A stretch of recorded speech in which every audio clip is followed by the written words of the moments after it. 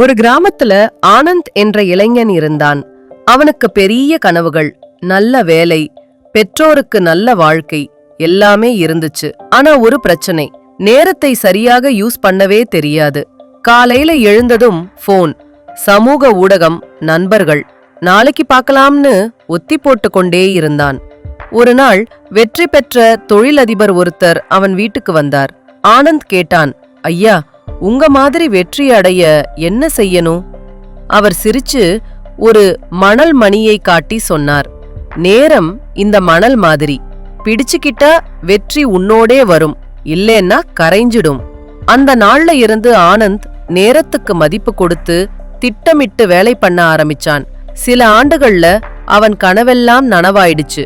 தொழிலதிபரை விட கூட உயர்ந்த நிலை அடைஞ்சான். பாடம்: வாழ்க்கையில் வெற்றி பெற திறமை மட்டும் போதாது, நேர நிர்வாகமும் தெளிவான குறிக்கோளும் அவசியம். நேரம் ஓடிக்கொண்டே இருக்கு, அது நமக்காக காத்திருக்காது.